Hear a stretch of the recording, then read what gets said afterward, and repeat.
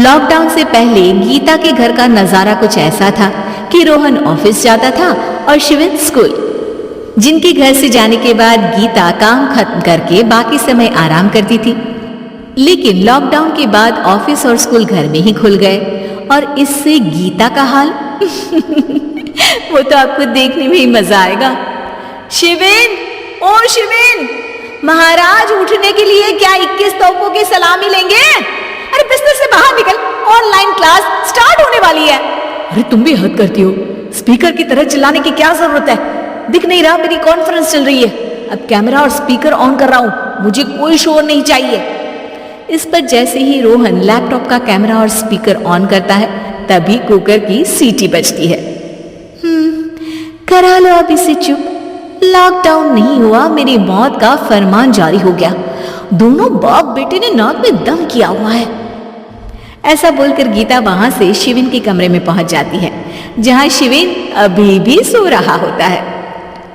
ओ आलसी, अब अगर 5 मिनट में नहीं उठाना तो आज तेरा गेम और यूट्यूब कैंसिल। माँ की बात सुनकर शिविन बिना 1 मिनट गंवाए उठ खड़ा होता है। उठ गया, अभी नहाकर भी आता हूँ। ये नाटक कहीं और, मुंह पर गीला कपड़ा मार और पढ़ने बैठ।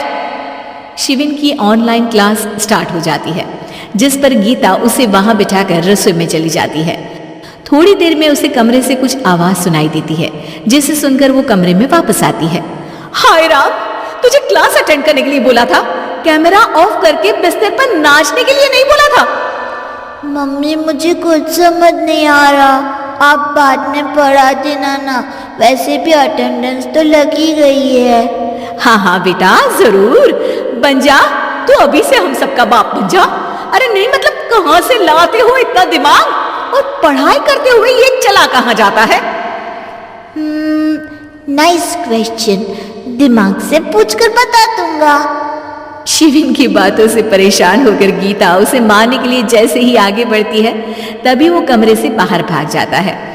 अब शिविन आगे आगे और गीता हाथ में चप्पल पकड़े उसके पीछे पीछे पूरे घर में दोनों घूम रहे होते हैं। इसी बीच वो रोहन के पास पहुंच जाता है और शिविन को मारने वाली चप्पल रोहन के लैपटॉप पर जाकर गिरती है। ओए माँ! मम्मी, अब पापा को चप्पल मार रही हो? वो आज तक के रिपोर्टर, चुपचाप जाकर क्लास अटेंड कर ले, नहीं तो अगली तेरे पीछे लगेगी। इस पर शिविन वहां से चला जाता है, जिसके बाद रोहन गीता से कहता है, इस सर्कस के लिए कुछ बोलना चाहोगी? अरे क्या करूं, जब से तुम दोनों घर में रहने लगे हो, घर अपने आप ही सर्कस बन गया है और मैं तुम्हारी नौकर। कभी बेटी को संभालो तो कभी बाप के नखरे उठाओ।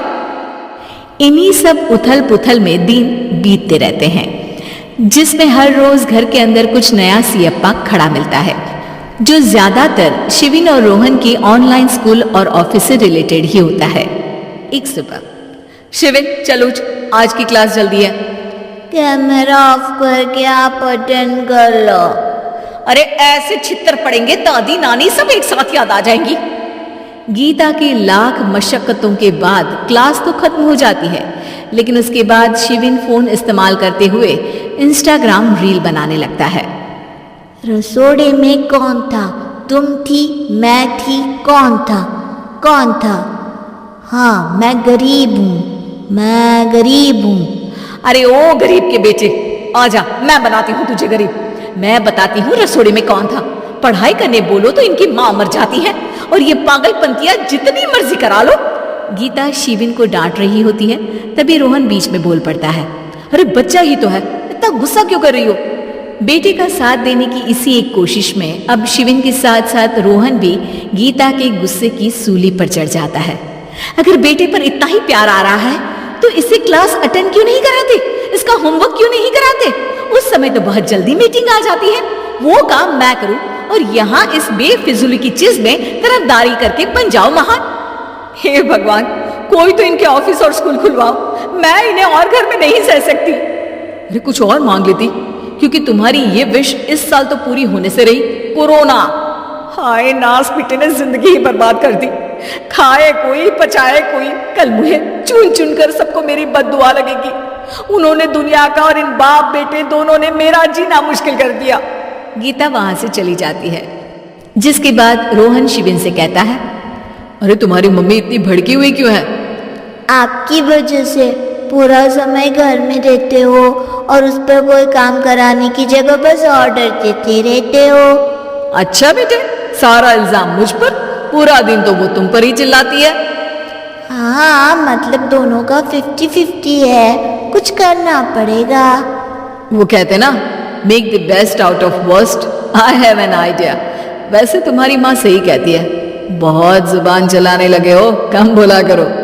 अगली सुबह रोहन और शिविन अपनी गलती को सुधारने के लिए गीता के उठने से पहले घर का आधा काम खत्म कर देते हैं, जिसे देखकर गीता खुश हो जाती है और फिर बाकी बचा काम वो तीनों मिलकर पूरा कर लेते हैं।